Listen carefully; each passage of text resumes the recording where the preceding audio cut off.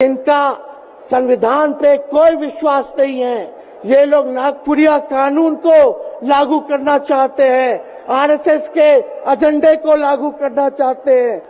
आज तस्वीर क्या देखा कि आज महामहिम राष्ट्रपति जी आडवाणी जी को भारत रत्न देकर के सम्मानित कर रही थी। मोदी जी आडवाणी जी के बगल में बैठे हुए हैं, राष्ट्रपति खड़ा होकर के सम्मानित कर रहे हैं, लेकिन मोदी जी खड़ा भी नहीं हुए राष्ट्रपति के सम्मान में कि तुम तो धोखेबाज हो, वादा कर के भूल जाते हो। रोज रोज मोदी जी तुम ऐसा करोगे, रोज रोज मोदी जी तुम ऐसा करोगे, जनता जो रूठ गई तो हाथ मलोगे। अरे तुम तो धोखेबाज हो, वादा करके भाग जाते हो। बीजेपी के लोग झूठ बोलने वाले लोग हैं। ये लोग यूरिया को भी चीनी बना देते हैं, ये लोग गोबर को भी हलवा दे करके परोस देते हैं, ये लोग आंख फोड़ करके चश्मा दे देंगे और फिर बोलेंगे देखो हमने चश्मा दिया। सबसे बड़ा अगर दुश्मन है तो बेरोजगारी है, महंगाई है, गरीबी है। आज यहाँ लोग हैं, नौजवान हैं, नौजवानों से पूछना चाहते, बताओ कितने नौजवान यहाँ जो है मोदी जी ने नौकरी दिया, हाथ उठा के बताइए। कोई नहीं मिलेगा। मोदी जी ने कोई नौकरी नहीं दी कि इनके गीदड़ भपकी से हम लोग डरने वाले नहीं हैं। हम लोग संघर्ष करने वाले लोग हैं और पिंजरे में तो शेर ही को कैद किया जाता है। सब लोग शेर हैं। वो लोग नारा लगा रहे हैं, टारगेट फिक्स कर रहे हैं, अब की बार 400 पार। ऐसा लग रहा है कि पहले से ही ईवीएम सेटिंग हो चुका है।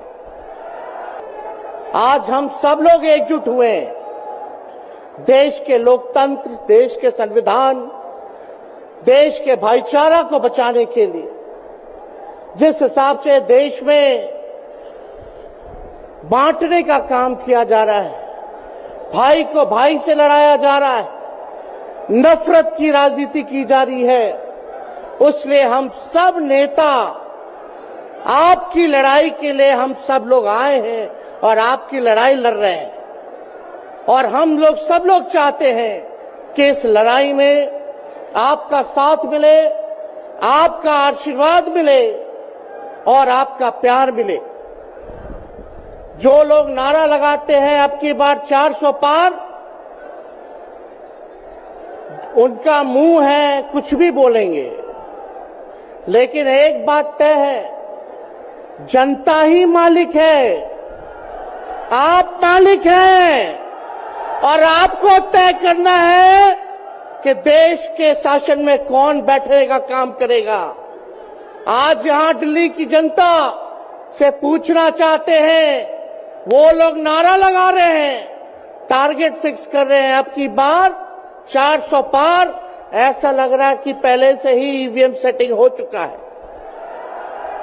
ये लोग फिर भी आप लोगों से पूछना चाहते हैं कि आप लोग, ये लोग जो नारा लगा रहे हैं, क्या वो सच होगा या वो सत्ता से बेदखल करिएगा? हाथ उठा के बताइए, इनको सत्ता से बाहर करना है कि नहीं करना? आज हम सब लोग देख रहे हैं कि देश में अघोषित इमरजेंसी लागू हो चुकी है। देश में सत्ता में जो लोग बैठे हैं, तानाशाह रवैया अपनाने का काम कर रहे हैं,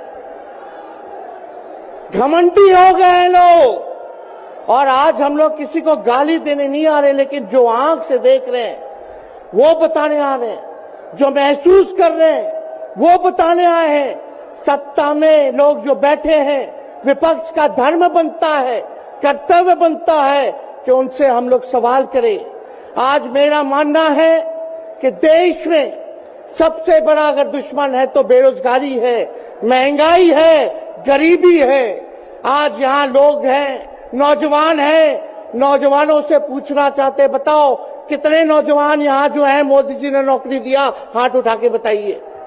कोई नहीं मिलेगा। मोदी जी ने कोई नौकरी नहीं दी, सब कुछ जो है प्राइवेटाइज कर दिया और हम लोगों ने बिहार में जब कांग्रेस लेफ्ट इंडिया अलायंस की सरकार थी, 17 महीने में 5 लाख नौकरी हम लोगों ने देने का काम किया। आज किसान तबाह है, युवा परेशान है, लेकिन किसानों से मोदी जी को मिलने का समय नहीं है। मोदी जी मिलते तो प्रियंका चोपड़ा से मिलेंगे, किसानों से नहीं मिलेंगे। अक्षय कुमार को इंटरव्यू देते थे पिछले चुनाव में, इस बार बिल गेट्स को बुला करके इंटरव्यू देने का काम कर रहे हैं। लेकिन किसानों की समस्या कैसे हल होगी ये नहीं बता रहे। किसानों से उन्होंने पिछले चुनाव में वादा किया था कि उनका आय दुगुना करेंगे। आज किसानों पर मोदी जी ने तलवार चलाने का काम किया है, जो हमारे अन्नदाता हैं। इसलिए आप सब लोग जब आवाज उठाते हैं, तब मोदी जी और उनकी जो सेल है पार्टी की, उस पार्टी का सेल में कौन है? ईडी है, सीबीआई है, इनकम टैक्स है। लालू जी को तो कई बार सताया गया, मेरे ऊपर मुकदमा किया गया, मेरी मां पर, मेरी बहनों पर, मेरे जीजाओं पर, मेरे पिता के जितने संबंधी थे सब पर केस मुकदमा किया। अभी बिहार चले जाइए, कई हमारे नेताओं पे छापेमारी चल रही है, कई जगह ईटी का रेड चल रहा है, आईटी का रेड चल रहा है, लेकिन हम लोग घबराने वाले लोग नहीं।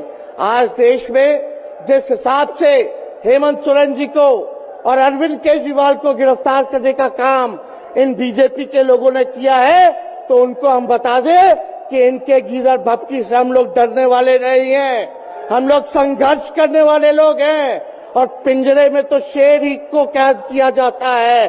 सब लोग शेर हैं, आप लोगों ने ताकत दिया है, आपकी लड़ाई हम लोग लड़ रहे हैं। कंस राज आप लोगों ने देखा होगा, जब कंस को किसी से तकलीफ होती थी, डर लगता था, तब जेल में लोगों को बंद कर दिया जाता था। लेकिन जेल जाने से यहाँ कोई डरने वाला नहीं है।